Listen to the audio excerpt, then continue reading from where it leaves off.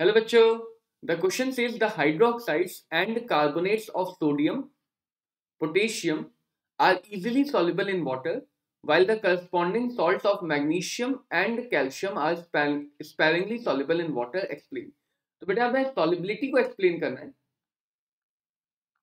तो अगर हम बात करें solubility की तो यूजुअली हम solubility को वाटर में चेक करते हैं कि किसी भी सॉल्ट का वाटर में डिसोल्यूशन कितना ज्यादा या कितना कम होगा. एंड सॉल्युबिलिटी दो बातों पर डिपेंड करती है. वन इज लैटिस एनर्जी और lattice enthalpy and the second is hydration और सॉल्वेशन एनर्जी. अगर वाटर सॉल्वेंट है तो वहां पे हम एनर्जी को बोलेंगे हाइड्रेशन एनर्जी. इन जनरल कहा जाता है सॉल्वेशन एनर्जी. तो लैटिस एनर्जी की अगर बात करें तो जो भी आयोनिक मॉलिक्यूल्स होते हैं उनमें कैटायन और एनायन के बीच की इंट्रैक्शन की वजह से एक सॉलिड स्ट्रक्चर मिलता है जिसे हम लैटिस कहते हैं. और उस लैटिस को ब्रेक करने के लिए जो एनर्जी चाहिए that is lattice energy. And जब किसी आयोनिक कंपाउंड को वाटर में डिसॉल्व करते हैं तो वाटर की डाइपोल उसके कैटायन या उसके एनायन के साथ डाइपोल आयन इंट्रैक्शन करेंगे. क्योंकि वाटर पोलर मॉलिक्यूल है तो वाटर के साथ आयन का डाइपोल आयन इंट्रैक्शन होगा और ये इंट्रैक्शन इसके वाटर के साथ अट्रैक्शन को बढ़ाएगा, यानी वाटर में ज्यादा आसानी से वो डिसॉल्व होगा. तो हाइड्रेशन एनर्जी अगर ज्यादा है लैटिस एनर्जी से, यानी ज्यादा एनर्जी मिल रही है हाइड्रेशन से और कम एनर्जी चाहिए लैटिस को ब्रेक करने के लिए, तो वो आयोनिक मॉलिक्यूल आसानी से डिसॉल्व हो जाएगा. तो अगर बेटा यहाँ पर बात करें हम सोडियम एंड पोटेशियम जो कि ग्रुप 1 मेटल्स हैं एंड कैल्शियम एंड मैग्नीशियम जो कि ग्रुप 2 मेटल्स हैं.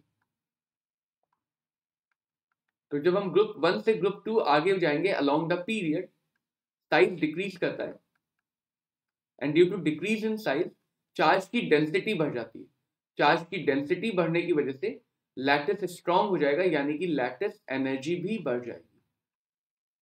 तो कंपैरेटिवली वे में मैग्नीशियम के कंपाउंड्स में ज्यादा लैटिस एनर्जी होगी as compare to sodium and similarly calcium के कंपाउंड में ज्यादा लैटिस एनर्जी होगी एज कंपेयर टू पोटेशियम. तो due to this high lattice energy ये हाइड्रेशन एनर्जी पे डोमिनेट करने लग जाती है. तो due to this high lattice energy salts of or hydroxides and carbonates of magnesium and calcium are less soluble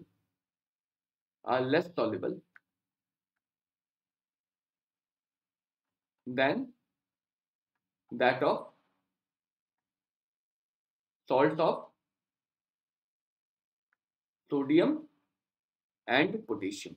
तो इसी वजह से बेटा सोडियम और पोटेशियम के कार्बोनेट्स और हाइड्रोक्साइड्स वाटर में ज्यादा सॉल्युबल है क्योंकि उनकी लैटिस एनर्जी कम है. एंड मैग्नीशियम और कैल्शियम के कंपाउंड्स वाटर में कम सॉल्युबल है क्योंकि उनकी लैटिस एनर्जी कंपैरेटिवली ज्यादा होकर हाइड्रेशन एनर्जी पे डोमिनेट करती है, जबकि सोडियम और पोटेशियम के लिए हमें हाइड्रेशन एनर्जी ज्यादा मिलेगी. तो होप आपको ये क्वेश्चन समझ में आया हो. All the very best.